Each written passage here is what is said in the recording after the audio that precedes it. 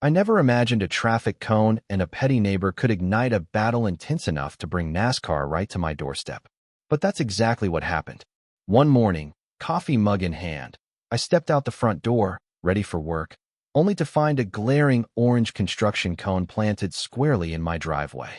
Beyond that, Karen's second SUV, the one she never used, was practically pressed against my garage door. For a moment, I stood frozen, blinking repeatedly as if reality itself needed resetting. Surely not again. But inside, I knew better. I was dealing with the kind of person who once issued a fine to a neighborhood kid for playing hopscotch on the sidewalk. She controlled this neighborhood, and I'd just entered the suburban front lines. Maple Ridge was meant to be tranquil, known for pristine sidewalks, neatly trimmed bushes, and an HOA rulebook thicker than the phone book. This community thrived on order, and Karen stood proudly at the heart of this obsession. She wasn't merely a resident. She had crowned herself queen of the HOA. With a voice sharp enough to shatter glass and eyes trained to spot rule breakers like a guided missile, Karen had transformed the HOA into her private empire.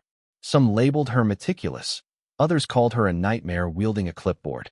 I'd learned to steer clear, smile politely, and keep my grass regulation short. But this morning, the rules changed.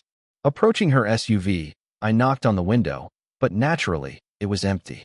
I circled around to her door, trying hard to push down the simmering frustration rising in my chest. Karen answered, sporting the most arrogant smile I'd ever witnessed.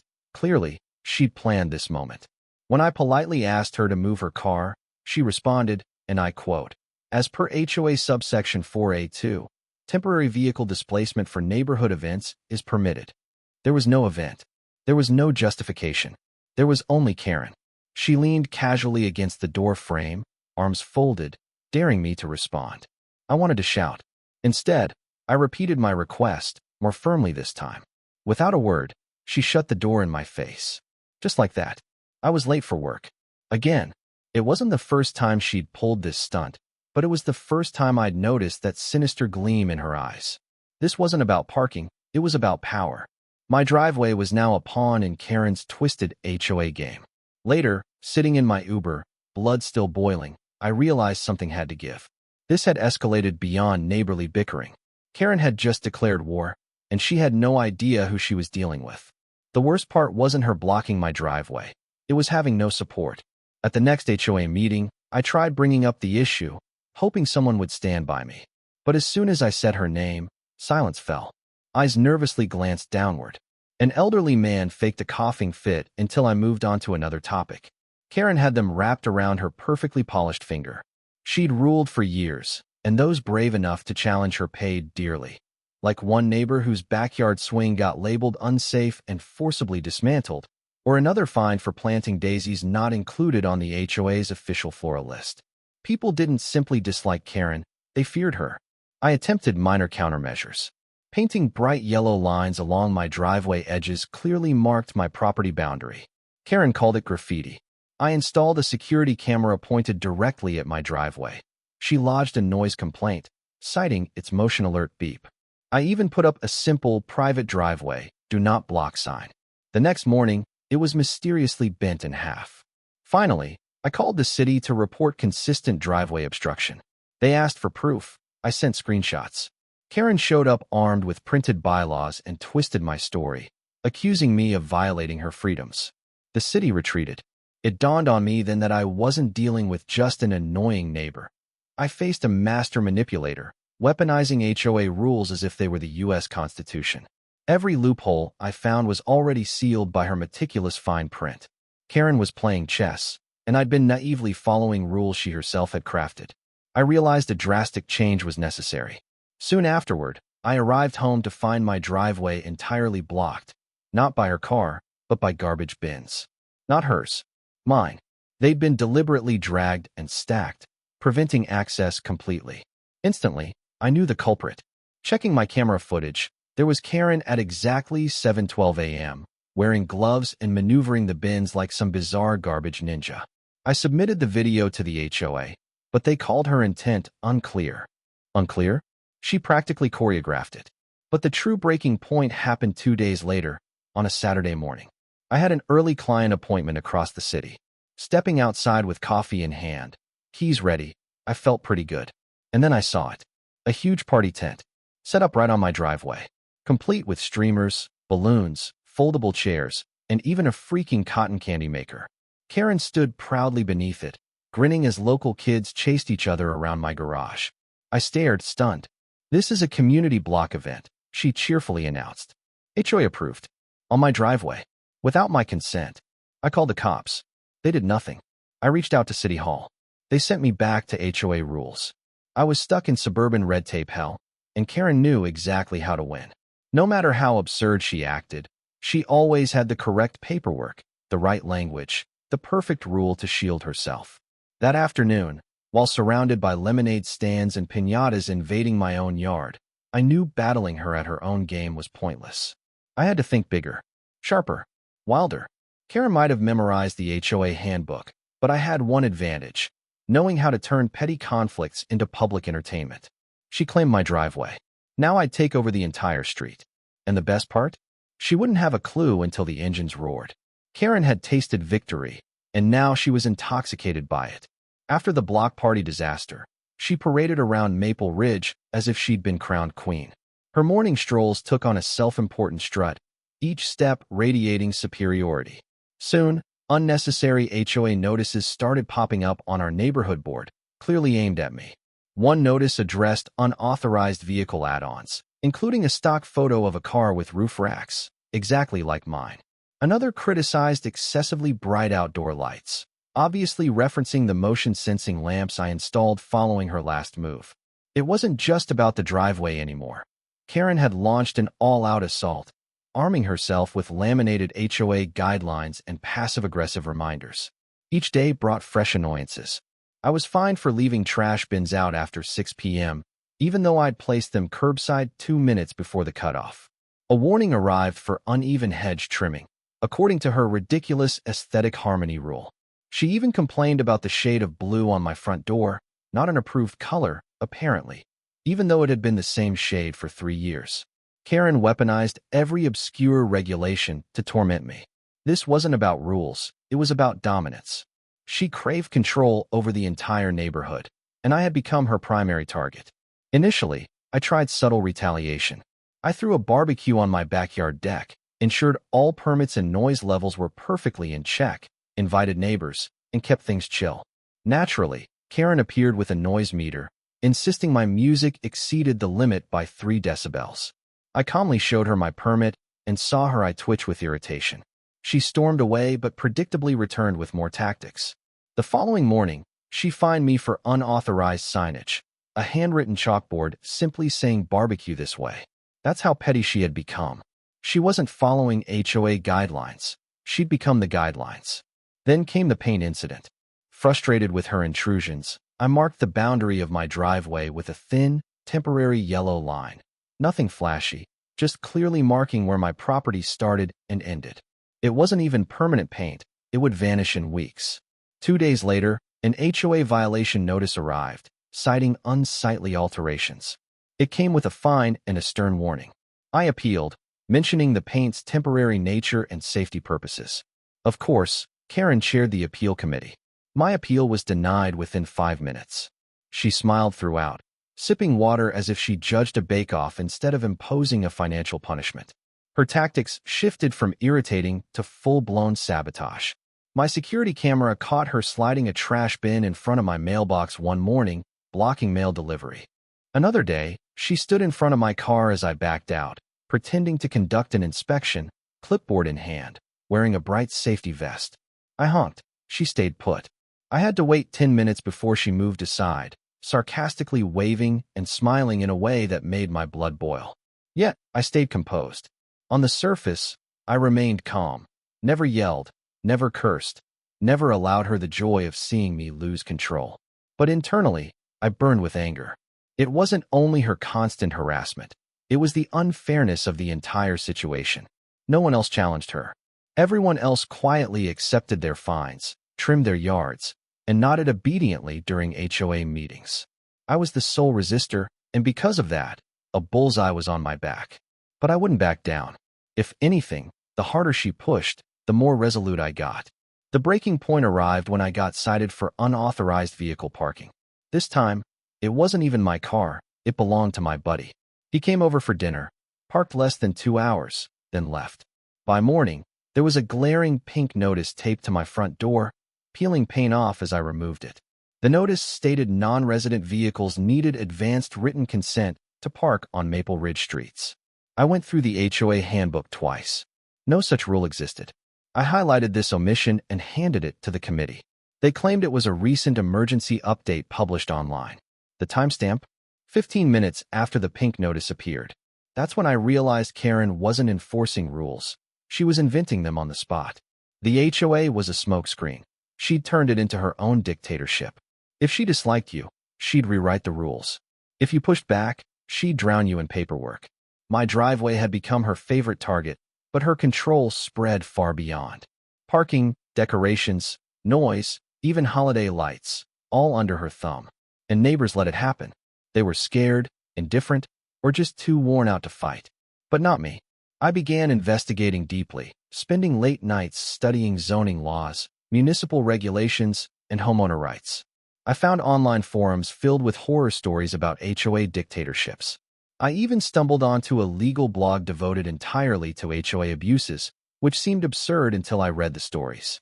Then, there it was, a small clause in our city zoning laws about special public use designations for private roads. Originally intended for events like marathons or charity runs, one footnote allowed consideration of sports-oriented community initiatives. It was vague, complex, and sounded impossible. Perfect. The concept hit me like lightning. Instead of battling Karen on her terms, why not shift the entire battleground? I needed something outrageous, something unexpected, something she'd never predict. Then I remembered an article about a Georgia neighborhood that temporarily hosted a motorsports club's driving class through a similar loophole. It caused chaos, sure, but remained completely legal. I began assembling my plan. If I could get our street temporarily reclassified for motorsports, even briefly, the HOA's authority would vanish. Karen wouldn't just lose power, she'd become irrelevant. Of course, secrecy was essential. Timing and precision mattered. I reached out discreetly to motorsport clubs, posing as a local enthusiast scouting suburban practice areas. Some laughed, some hung up immediately. But one small club, hungry for exposure, listened. Interested, they requested more details. I provided a simplified street layout, minimized mentioning HOA drama, and presented it as a quirky training opportunity. They promised to consider it, giving me all I needed to press on. While Karen plotted her next petty move, I quietly prepared a counterattack that would demolish her little empire. She believed the HOA was invincible. She saw the driveway as her trophy. She had no clue what was about to hit her. When the engines roared, she'd feel every vibration, every rumble, every rev. While Karen basked in her self-proclaimed HOA dominance, I steadily worked behind the scenes. My mission shifted from revenge to justice, reclaiming my driveway, my peace, and perhaps even my neighborhood's sanity. Fighting Karen by her rules was pointless. She thrived within petty regulations and small print. But if I altered the playing field entirely, she'd lose her footing altogether. That led me to launch the craziest, most unexpected scheme anyone in Maple Ridge had ever conceived, transforming our quiet cul-de-sac into a NASCAR practice area. It began with endless research. Nights merged into mornings as I scoured city planning records, athletic grants, traffic codes, and public land use loopholes. It became an obsession. Every rejection from Karen fueled my determination. Finally, I discovered it. A community sports program offered by the city's Recreation and Urban Athletics Office, intended for pop-up skate parks, youth cycling zones, or temporary athletic events. Hidden within the grant details was a sentence that changed everything. It stated any residential street could be temporarily converted for private athletic training if sponsored by an accredited group and approved for redirected traffic. Meaning, with proper documentation and the right partner, I could convert my street into an authorized training area for anything, including race cars. Next, I needed someone willing to support this craziness. I contacted over 20 motorsport organizations. Most thought I'd lost my mind. A couple even laughed. One asked if it was some sort of joke. But eventually, I found a smaller group managed by a bunch of passionate amateurs. They weren't pros, just drivers seeking new training grounds. The club's president, Devin, genuinely thought the idea was hilarious.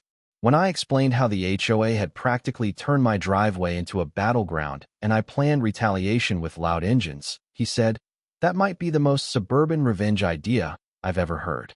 I'm in. With a partner on board, I now had to secure permits. I submitted my application to the city using the athletic development clause. It involved detailed street diagrams, safety plans, traffic diversion strategies, and community benefit descriptions. I framed it as a neighborhood enrichment event, offering youth exposure to motorsports, fundraising potential, and temporary racer training. I requested just a brief trial run, 2 days. Enough to send a clear message without prompting extensive scrutiny. The permit process dragged on, but I stayed determined. Each time Karen slipped another violation notice into my mailbox, I smiled brighter. Each time she gave that arrogant little wave, I returned it confidently, knowing her reign would collapse under its own conceit. She had no clue what was brewing. She believed she'd won. She didn't suspect that my next move would render her laminated warning signs childish. Eventually, approval arrived. The city sent me a confirmation email, officially designating the street for motorsport training under athletic development standards. For 48 hours, my street would legally host race cars. Standing in my kitchen holding the letter, I laughed uncontrollably. All the irritation, petty fines, and childish harassment had led to this perfect moment. It was magnificent. I immediately contacted Devin to confirm everything. Within a day, he'd lined up 3 drivers with specialized race cars, ready to burn rubber. Together, we scheduled practices, demonstrations, and safety briefings in compliance with city-approved times. I even invited local vendors to set up food stalls, making it feel genuinely community-driven. Meanwhile, I didn't tell Karen anything. I wanted her shock to be genuine. Raw. Crushing. 1 week before the event, I placed a simple notice on the community board. Neighborhood motorsport training, authorized by city permit, weekend event. Copies went to every neighbor's home. Karen probably reread that notice 20 times before fully grasping its meaning. That evening, she stormed to my house, angrily waving the flyer like a threat. Her voice trembled in disbelief, demanding explanations. I calmly responded, just trying to unite the neighborhood through sports and education. She stood speechless, unable to comprehend my answer. The following days were hectic. Karen frantically tried to block the event, complaining to the HOA, the city, even contacting a councilman. She wrote letters about property values plunging and public safety threats.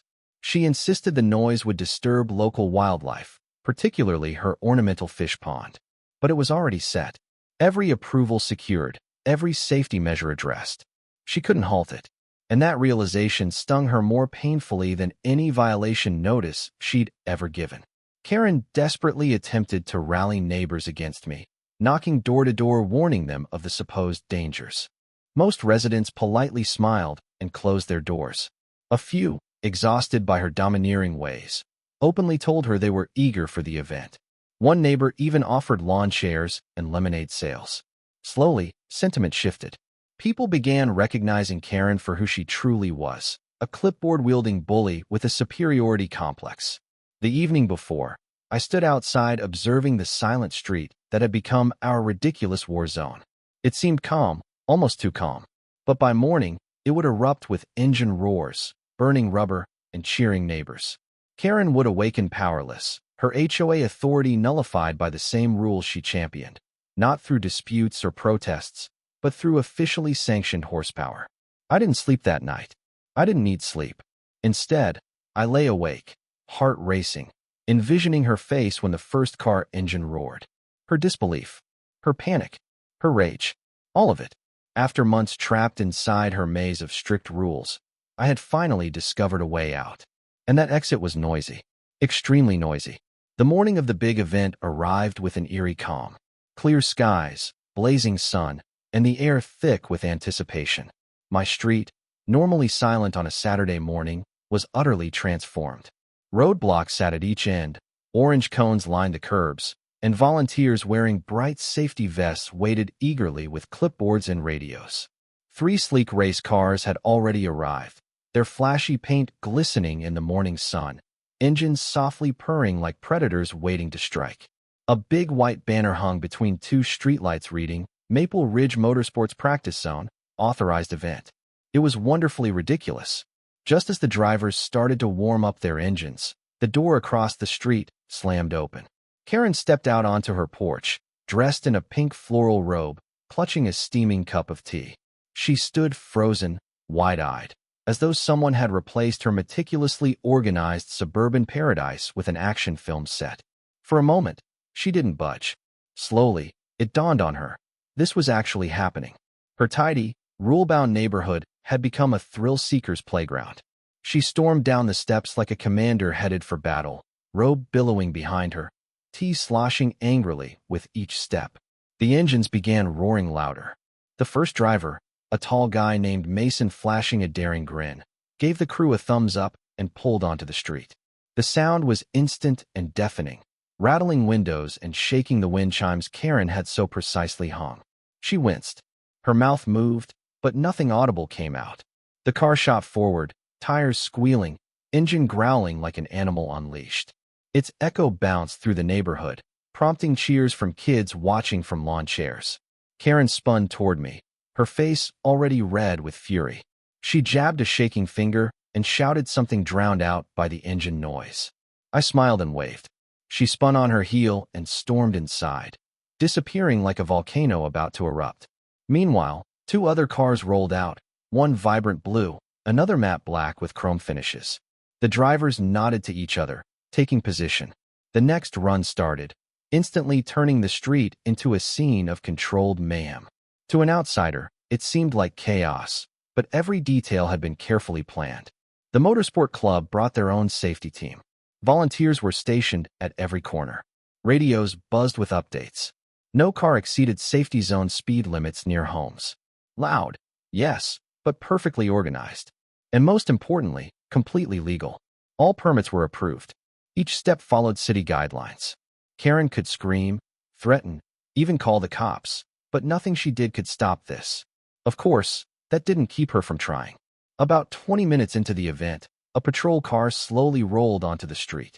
Karen followed behind, panting, waving her arms and shouting frantically. I approached the officer calmly, holding copies of event permits neatly organized in a folder.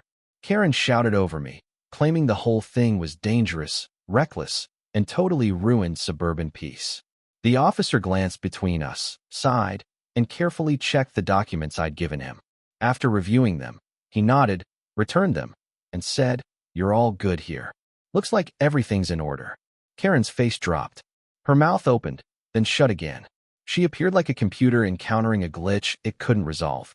She attempted to argue, but the officer politely stopped her. "If you don't move back to the sidewalk, you'll be obstructing a permitted event." That was her breaking point. She marched back toward her house, turning to shout, "You'll regret this. All of you." But her threat was answered by cheers as engines revved up for another run. As the day continued, neighbors gathered outside. Some brought lawn chairs, others snacks. Kids ran around waving homemade checkered flags. One guy even grilled hot dogs in his driveway, offering some to drivers during breaks. The atmosphere buzzed with excitement.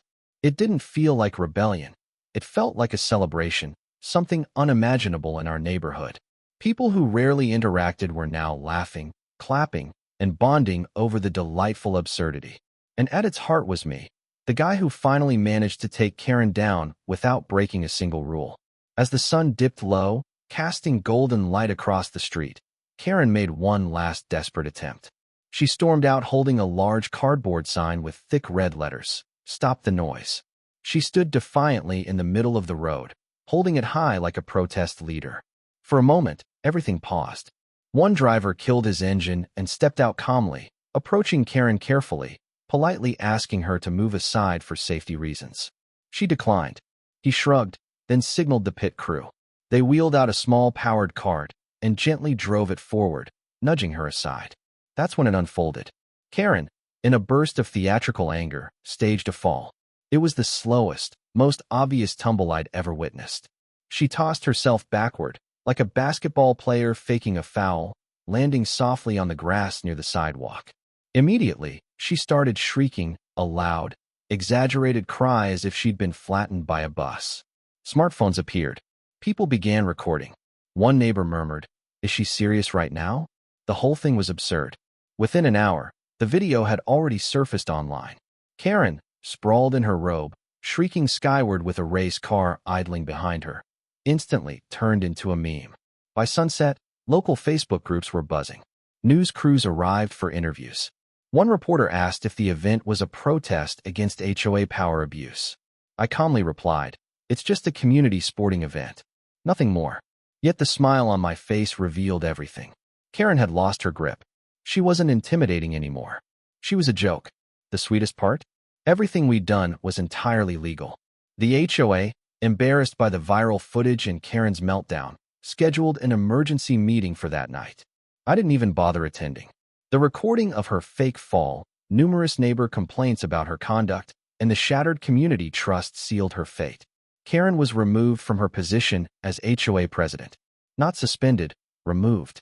Stripped of power, her tyrannical era abruptly ended in embarrassment. That night, I drifted to sleep with engine sounds still ringing in my ears, knowing I'd won. Not through hostility or revenge, but with patience, strategy, and the delightful growl of a legal loophole. The neighborhood transformed after that weekend. It was subtle at first, like the fresh scent before rainfall. Where tension once lingered, now laughter flourished. Instead of quickly retreating inside to dodge Karen, people stayed on their porches, waved, even smiled at each other. Something had broken, not just Karen's dominance over Maple Ridge, but the invisible chains of fear and hostility she'd held us in for years. With her absence, a new tranquility arrived, letting the neighborhood finally breathe again. Karen didn't disappear completely. She still lived across the street, though much less noticeable now. Gone were her daily patrols, fluorescent vests, and relentless HOA notices stuck on mailboxes. She couldn't find residents anymore, issue warnings, or call emergency meetings about garden gnome colors. Powerless, her pride was shattered, leaving her quietly humiliated. Sometimes she'd walk to her car, head lowered, avoiding eye contact like a disgraced celebrity. She began parking several streets away, likely dodging the bold white letters painted on the road near my driveway, spelling NASCAR practice zone. The Motorsport Club painted it as a thank you for hosting the event, giving them more visibility than they'd anticipated. Apparently, the viral clips of Karen's dramatic tantrum and roaring cars had boosted their popularity, attracting new sponsors. In gratitude, they offered to repaint the road markings yearly and hold an annual showcase. City officials swiftly approved, praising it as wonderful community creativity. I called it poetic justice. Neighbors started approaching me, some cautiously, others eagerly, thanking me for my efforts. An older gentleman, a 30-year resident, said he'd not seen neighbors so happy to be outside since the neighborhood's early days. A young couple down the street, fined 6 times by Karen in a single summer, delivered homemade cookies and a card that simply read, "You freed us." It wasn't just about racing anymore, it was about liberty. Standing up to someone who'd turned a peaceful neighborhood into her personal dictatorship. The new HOA leaders held their inaugural meeting 2 weeks after Karen was ousted. I went more out of curiosity than anything else. The atmosphere felt different. Instead of tense, awkward silence following Karen's lectures, there was open dialogue, humor, even a potluck with actual food. Diane, the new HOA president, a composed and sensible woman, addressed everyone with refreshing humility. She announced multiple reforms, reversing many absurd rules Karen had imposed. No more mailbox inspections, no lawn height measuring sticks, and, crucially, no fines for things not explicitly stated in the HOA bylaws. Among the first decisions was officially making the motorsport gathering an annual neighborhood tradition, scheduled yearly with proper notice, encouraging family participation. There'd be good food, fun activities, and supervised, safe trial runs out on the street. Some of the funds from donations and vendor profits would benefit local nonprofits. Karen, who showed up last minute hoping to change everyone's mind, tried voicing her opposition. But the moment she stood to complain, someone at the back muttered, "Sit down, Karen." And she actually did. Shortly after, a popular local YouTuber covered the entire drama on his channel. With the headline "How One Man Turned HOA Tyranny into NASCAR Glory," the video quickly gained millions of views. I watched it feeling both proud and shocked as the narrator recounted the story theatrically, cutting between clips of Karen losing it, my composed permit pitch, and race cars roaring through the cul-de-sac. The video went viral, and soon enough, people everywhere were contacting me. A small podcast reached out, wanting me to discuss suburban disputes. A meme account photoshopped my face onto a NASCAR driver's body. Even a local magazine tried securing an interview, which I politely turned down. Fame wasn't what I wanted. I simply wanted my driveway back, and maybe some quiet. Quiet is exactly what I got. Life returned to normal, but a better version of normal. The kind where people freely put up blinking Christmas lights and threw loud backyard birthday celebrations. The kind where neighbors chatted across fences, borrowed each other's tools, and exchanged stories. Karen might have still lived among us, but she no longer held any authority. Her time had passed. The HOA stopped feeling like a neighborhood watch program. It became what it was intended to be, a group of residents working together to improve the community, not rule over it like royalty. Becoming an icon of rebellion was never my plan. I never imagined I'd become known online for turning my street into a racetrack.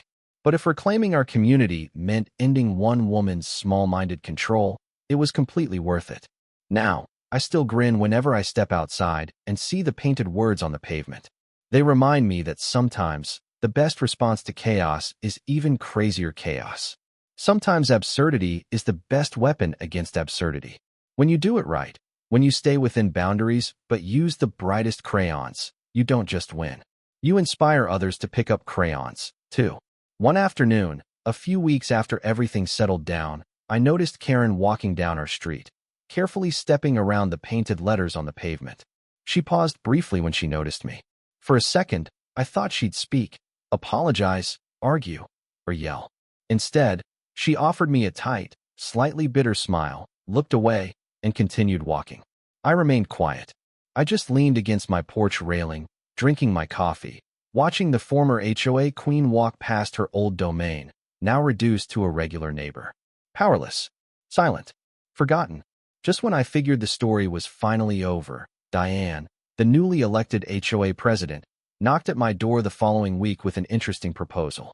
The HOA was brainstorming a playful addition for next year's motorsport celebration, the Maple Ridge Grand Prix, they'd name it.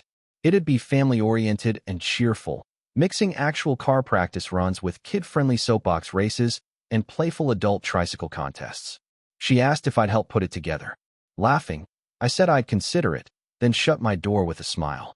From HOA nightmare to cherished neighborhood event. That's what happens when you hold your ground, aim higher, and refuse to let anyone block your driveway or silence your voice.